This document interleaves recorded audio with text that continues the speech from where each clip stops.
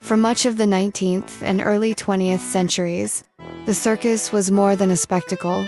It was a promise of liberation, a path to reinvention, and an escape from the constraints of ordinary life.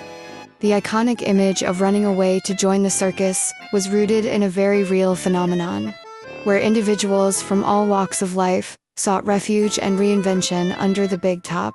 The traveling circus became a mobile sanctuary for the restless, the outcast, and the desperate, a world in constant motion that offered both opportunity and anonymity. The idea of running away to join the circus has long been romanticized in popular culture. For many, it conjures images of freedom, excitement, and escape from the humdrum of everyday life. This trope has been immortalized in literature, film, and folklore, painting a picture of a magical world where outsiders and misfits find their place among acrobats, lion tamers, and clowns. However, for those who actually chose this path in the past, the reality of becoming a circus runaway was far more complex and often harsher than the fantasy suggests. The circus was a symbol of mystery and wonder in the 19th and early 20th centuries. Traveling shows brought exotic animals, daring performers, and breathtaking acts to small towns and big cities alike.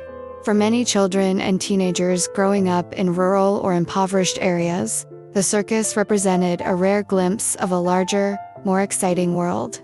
The performers seemed glamorous, living lives full of adventure and independence. For many, the circus represented a life unbound by the rules and expectations of conventional society. It was a nomadic community that defied the structures of small-town life, offering a chance to escape poverty, abusive households, dead-end jobs, or legal troubles. In an era when options for upward mobility were limited, the circus offered a rare opportunity to break free and start anew. For young people who felt trapped by societal expectations or difficult home lives, the idea of running away to join the circus was especially appealing. It offered a sense of belonging, the promise of reinvention, but while the dream of circus life was alluring, the reality was often grittier and far less romantic. But for some, this freedom was literal. A person who had just been released from jail or thrown out of their home could walk into a circus and find work. Women, for instance, who had little autonomy in traditional society, could join the circus and carve out roles as performers, animal trainers, or behind-the-scenes workers. Circus life was transient by nature, and so were its people. In every town the circus visited, there were those who left and those who joined, creating a constant churn of individuals. For many, the reasons for leaving were as varied as the reasons for joining. Some departures were accidental. A drunken laborer might miss the train or fail to wake up in time to pack up and leave with the troupe. Others fell victim to the dangers of the road, catching the train only to fall off or suffer an injury. These drop-offs were seen as an inevitable part of the circus's chaotic rhythm, a reminder of the precariousness of life on the move. But for every person who left, there was almost always someone new, waiting to take their place. Each town brought with it a new wave of potential recruits, those whose lives had fallen apart, whose families had rejected them, or who were simply seeking a way out. These individuals would walk to the circus grounds, often carrying little more than the clothes on their backs, and ask for work. The circus was always in need of labor, whether for setting up tents, managing concessions, or caring for animals. So there were almost always openings. The new recruits were welcomed into the fold, sometimes reluctantly, but usually with the understanding that they would work hard and keep up with the demands of circus life. While the circus represented freedom and escape, the reality of life under the big top was far from easy.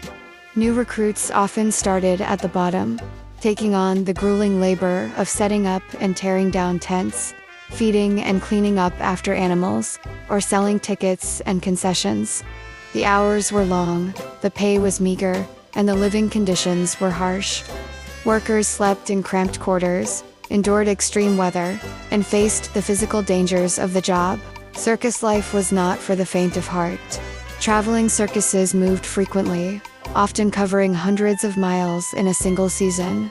Performers and laborers alike endured grueling schedules, with early morning setups and late-night teardowns. The constant travel meant a lack of stability, and workers were often far from family and friends. For those who managed to move from menial labor into performing roles, the challenges were different, but no less demanding. Performers were expected to master difficult and dangerous skills, such as tightrope walking, fire eating, or trapeze artistry. Injuries were common, and medical care was often rudimentary or none. In addition to the physical toll, circus life was emotionally taxing. The camaraderie among circus workers could be strong, but so was the competition. Performers vied for the best spots in the show, and favoritism or grudges could create tensions. The transient nature of circus life also made it difficult to form lasting relationships outside the circus community. Yet for many, these hardships were a small price to pay for the sense of liberation the circus offered. The work, though hard, was part of a larger machine that brought wonder and excitement to thousands of people in every town. For those who had spent their lives feeling invisible or insignificant, being part of the circus gave them a purpose and a sense of belonging. The circus attracted a wide range of people, but it was particularly appealing to those who didn't fit into mainstream society. Immigrants, people with disabilities, those fleeing legal troubles, and individuals with unconventional lifestyles all found a place within the circus. It was a world that valued skill, creativity, and hard work over social status or background. The circus became a haven for people who had been cast out or marginalized. It offered them not only a chance to work, but also a chance to reinvent themselves. A former prisoner could become a skilled roustabout. A runaway teenager could learn to ride horses or perform acrobatics. In the circus, they could shed their old identities and build new ones, free from the judgment and constraints of the outside world. Circus runaways were often vulnerable to exploitation, especially those who were young and inexperienced. Contracts, if they existed at all, were often one-sided, favoring the circus owners. Pay was notoriously low, and some workers were paid in room and board rather than cash. Young women and children were particularly at risk. Some were promised roles as performers, but were instead relegated to menial tasks or even subjected to abuse. Others found themselves bound by verbal agreements they couldn't escape, trapped in a lifestyle that was far harsher than they had imagined. In the world of the circus, clowns were often outsiders, both celebrated and marginalized. Their separation from the rest of the circus community was not only cultural, but, for many, deeply personal. Among the many reasons clowns were seen as outcasts was their reputation for engaging in a lifestyle that society at the time considered taboo: homosexuality. This combination of ostracization, individuality, and emotional turmoil created a unique and often painful subculture within the circus world. In the highly stratified and self-contained environment of the traveling circus, performers and workers were often grouped into cliques based on their roles. Acrobats, animal trainers, and strongmen frequently formed close-knit circles and shared camaraderie. Clowns, however, stood apart. They rarely associated with other groups and were often actively avoided by them. This separation was both a product of and a reason for their reputation as misfits. Clowns were seen as oddballs, their antics on stage spilling over into their personal lives. Their exaggerated costumes, flamboyant mannerisms, and unpredictable behavior made them seem both peculiar and untrustworthy to their peers. Their insular nature also contributed to their mystique. Clowns often preferred the company of other clowns, creating a subculture that was clannish and impenetrable to outsiders. This division went beyond social preferences. Many circus clowns were marginalized by their peers because of their perceived or actual sexual orientation. At a time when homosexuality was widely stigmatized and even criminalized, clowns were often suspected of being gay. This reputation, whether based in reality or stereotype, further isolated them from the broader circus community. In the 19th and early 20th centuries, societal attitudes toward homosexuality were deeply prejudiced. The circus, while a more flexible space in some respects, was not immune to these taboos. Clowns, who were already seen as eccentric, became targets of suspicion and gossip regarding their sexuality. For some clowns, the circus provided a rare refuge where they could live more authentically, albeit discreetly. The transient nature of circus life allowed individuals to escape the rigid expectations of mainstream society. And the clown's role as a performer offered a certain degree of freedom to express themselves in ways that might have been impossible elsewhere. Their flamboyance and theatricality, hallmarks of their craft, also allowed them to explore and project identities that defied conventional norms. However, this freedom came at a cost. The same qualities that allowed clowns to express themselves also marked them as different and fueled the stigma against them. The reputation of clowns as homosexual, whether true or exaggerated, became a source of both fascination and derision. They were often ostracized by other performers, relegated to the fringes of the circus community, and denied the respect afforded to more traditional acts. The marginalization of clowns extended beyond their sexuality. Clowns were often viewed as frivolous or disruptive, their antics seen as childish compared to the daring feats of acrobats or the discipline of animal trainers. This perception contributed to their low status within the circus hierarchy.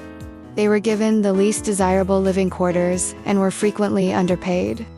Their labor undervalued despite their critical role in entertaining audiences. The emotional toll of this marginalization was profound.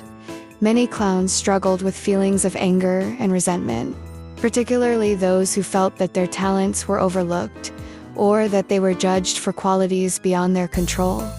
The stereotype of the angry clown emerged from this dynamic, a figure who hid bitterness and pain behind a painted smile. Despite their marginalization, many clowns embraced their status as outsiders and used it to their advantage. They created a subculture that was deeply rooted in camaraderie and defiance. Clowns supported one another in ways that the larger circus community did not, forming bonds that were as much about survival as they were about friendship. This subculture also allowed clowns to subvert societal norms.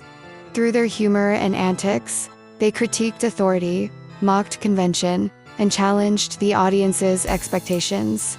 Their ability to blur the line between comedy and chaos made them both beloved and unsettling, adding to their enigmatic reputation. For clowns who identified as homosexual, this defiance took on an even deeper significance. In a world that sought to marginalize them, they found ways to express themselves through their craft, using performance as a form of resistance and self-assertion.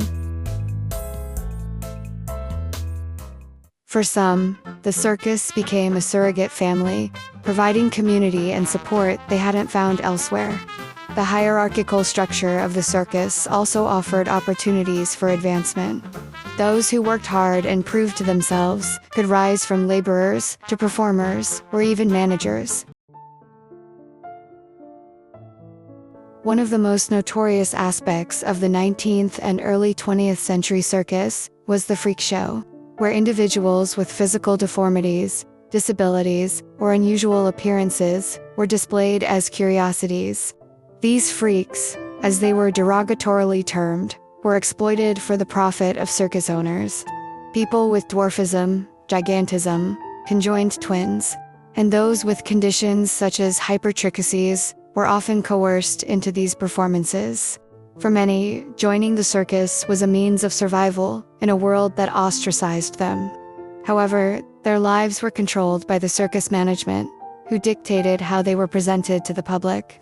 Performers were often subjected to demeaning narratives, such as being falsely marketed as wild men from exotic lands or cursed beings. The profits generated from freak shows rarely trickled down to the performers, who were kept in poverty and often denied basic rights. Children were another group heavily exploited in the circus. Young acrobats, contortionists, and animal handlers were subjected to rigorous training regimes and dangerous working conditions. Many were taken from orphanages or impoverished families under the promise of a better life, only to endure physical and emotional abuse. Injuries were commonplace, and the intense physical demands often resulted in lifelong health issues. Additionally, child performers were frequently denied education, leaving them ill-equipped to transition to life outside the circus. They were essentially bound to the industry, perpetuating a cycle of dependency and exploitation. Some were also subjected to abuse by circus staff, further highlighting the vulnerability of children in these environments. The circus also capitalized on ethnic exploitation, presenting people of color and those from indigenous backgrounds as exotics or savages. Performers from Africa, Asia, and the Americas were often forced into roles that perpetuated racist stereotypes.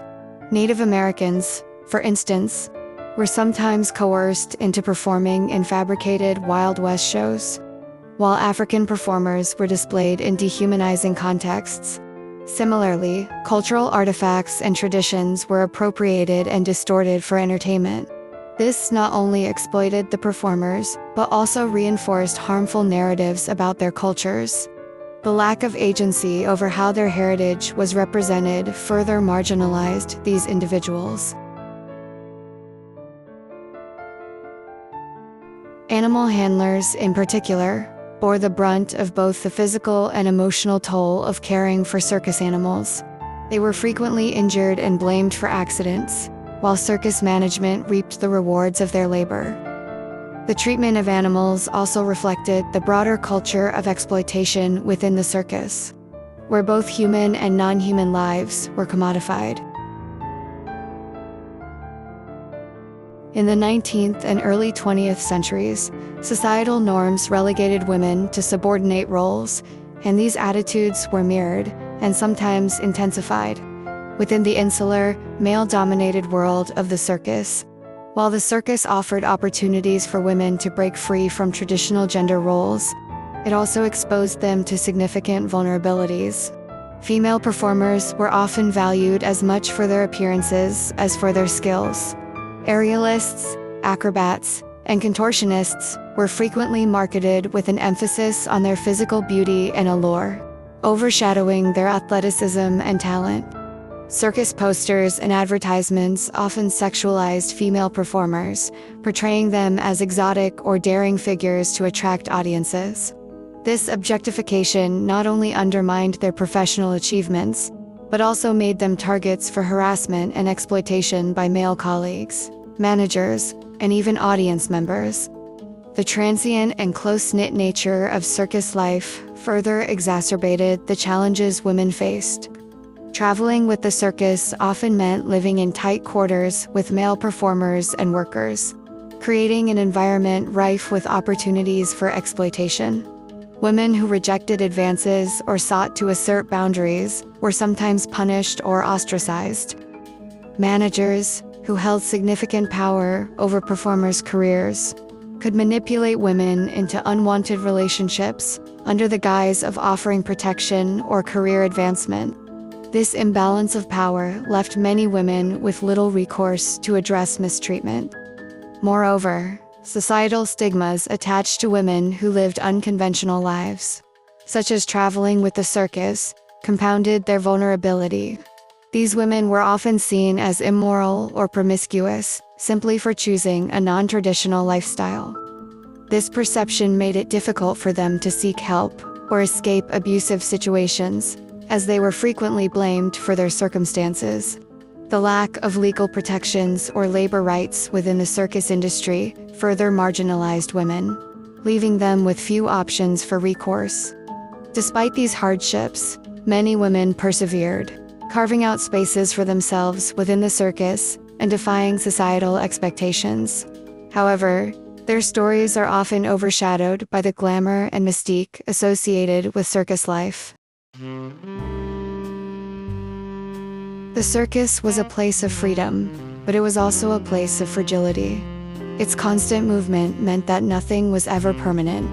Friendships, romances, and alliances were fleeting, and the demands of the road took a toll on everyone. Yet for those who chose this life, or for those who stumbled into it, the circus offered something that was worth the hardships, a chance to escape, to dream, and to find a kind of freedom that was impossible elsewhere. The circus of the 19th and 20th centuries was a complex institution that offered a temporary escape for its audience while exploiting those within its ranks. Circuses thrived on the labor and suffering of vulnerable individuals. While some found camaraderie and fleeting moments of joy, many paid a steep price for their participation. Today, as society reckons with the legacy of exploitation in entertainment, the history of the circus serves as a stark reminder of the human cost behind the spectacle. Today, examining the exploitation they faced provides a deeper understanding of the sacrifices and struggles of women and other marginalized people who sought independence in an unforgiving world. In every town the circus visited, there were those who stayed behind and those who stepped forward, ready to take their place. It was a world in constant motion, full of chaos, beauty, and the promise of reinvention. For those who ran away to join the circus, it wasn't just about the spectacle. It was about the hope of finding a place where they could belong, even if only for a little while. The phenomenon of running away to join the circus declined in the mid-20th century as the traditional traveling circus gave way to more modern forms of entertainment. However, its cultural impact remains strong. The story of the circus runaway continues to resonate because it represents something universal: the longing for freedom, adventure, and a place to belong. In the end, the life of a circus runaway was neither entirely fantasy nor entirely grim reality. It was a unique blend of hardship and hope, danger and wonder. For those who lived it, the circus was not just an escape, but a world of its own. A world where they could redefine themselves and carve out a new identity.